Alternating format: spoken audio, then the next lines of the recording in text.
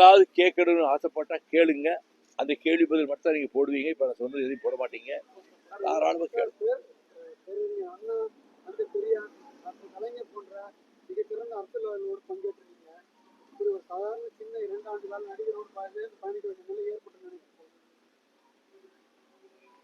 தந்தை பெரியாரை இன்றைக்கு நெஞ்சிலே வைத்து போற்றுகிறவன். அறிஞர் அண்ணாவினுடைய ராஜ்யசபா பேச்சுக்கள் அதன் சில இதுகள் எல்லாம் எடிட் பண்ணிட்டாங்க பின்னாடி.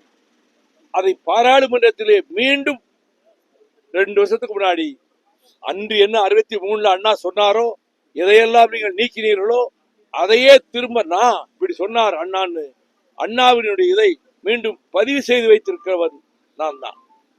கலைஞர் அறிவித்த அத்தனை போராட்டத்திலையும் களத்திலே நின்றவன், அனைவரையும் திரட்டி கொண்டு போராட்டத்துக்கு ஈடுபட்டவன் நான் தான்.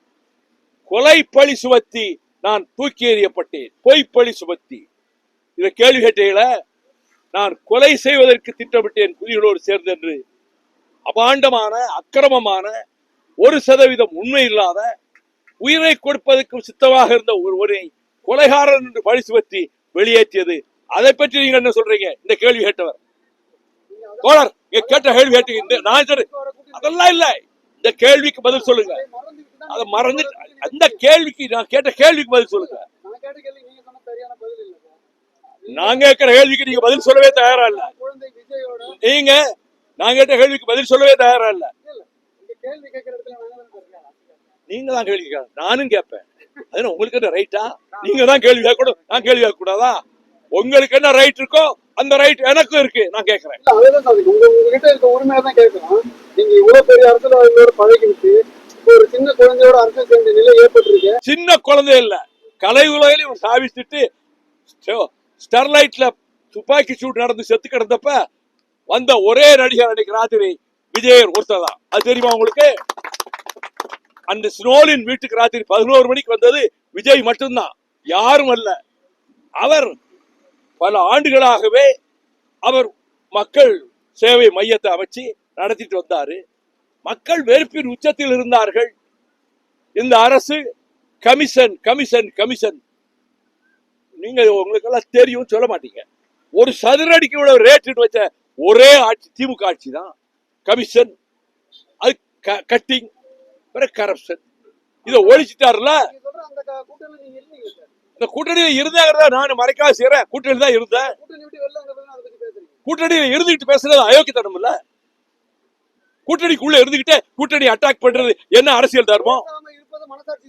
மனசாட்சி என்ன விரோதம்? கூட்டணி தர்மத்துக்காக பேசாம இருந்தேன், அதுல என்ன தப்பு? அதான் சரியான அணுகுமுறை.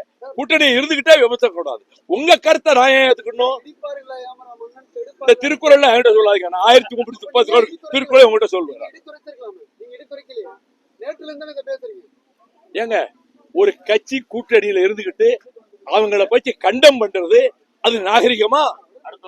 அது நாகரிகமா? தோழர், நீங்க எத்தனை கேள்வி வேணா கேளுங்க. இன்னும் 1 மணி நேரம் கேளுங்க, நான் பதில் சொல்லுவேன். என் கேள்விக்கு நீங்க பதில் சொல்லணும். நீங்க திட்டமிட்டு வந்திருக்கீங்க எனக்கு தெரியும். நீங்க எந்த பத்திரிகை எனக்கு தெரியாது. நீங்க எந்த பத்திரிகை சார்? நீங்க எந்த பத்திரிகை சார்? நீங்க எந்த பத்திரிகை? அதுக்கு பதில் சொல்லுங்க. இல்ல எந்த பத்திரிகை சொல்லுங்க. கேக்குறீங்கல்ல, நான் பதில் சொல்ல வேண்டிய அவசியம் இல்ல. உங்க கேள்விக்கு நான் பதில் சொல்ல வேண்டிய அவசியம் இல்ல. உங்க கேள்விக்கு நான் பதில் சொல்ல வேண்டிய அவசியம் இல்ல. நீங்க மஞ்ச பத்திரிகையா? நீங்க மஞ்ச பத்திரிகையா? நீங்க மஞ்ச பத்திரிகையா? நீங்க மஞ்ச பத்திரிகையா? நீங்க மஞ்ச பத்திரிகையா? திட்டமிட்டு வந்திருக்கீங்க. இங்க யார் உங்களை ஏவி விட்டது? யார் ஏவி விட்டது? உங்க பத்திரிகை முதலாளி ஏவி விட்டுருக்காரு. உங்க பத்திரிகை முதலாளி ஏவி விட்டுருக்காரு. நீங்க தினகரனா? நீங்க தினகரனா? தினகரனா? அது மஞ்ச பத்திரிகை ஆயிடுச்சு. முந்தாராளே கேவலப்படுத்தி என்னை பத்தி அரபகத்துக்கு சொத்து வாங்கிட்டாரு. உங்க மேல கோர்ட்ல கேஸ் போட போறேன். யாரு இப்ப இருக்கிறத வச்சுதான் கேட்க முடியும். இந்த பாருங்க, நீங்க திட்டமிட்டு வந்திருக்கீங்க. நீங்க குழப்பம் பண்றதுக்காக வந்திருக்கீங்க. ஆமா, குழப்பம் பண்றதுக்காக வந்திருக்கீங்க. இங்க உங்களுக்கு வேலை கிடையாது. என்ன இருக்கீங்க? வேலை கிடையாது. வெளியே போகலாம், வெளியே போகலாம். வேணும்னாரு கேட்க வெளியே வெளியே அனுப்பு, வெளியே அனுப்பு. தினகரன் தினகரன் இருக்கீங்க, வேலை கிடையாது. தினகரன் இருக்கீங்க, வேலை கிடையாது. வெளியே அனுப்பு.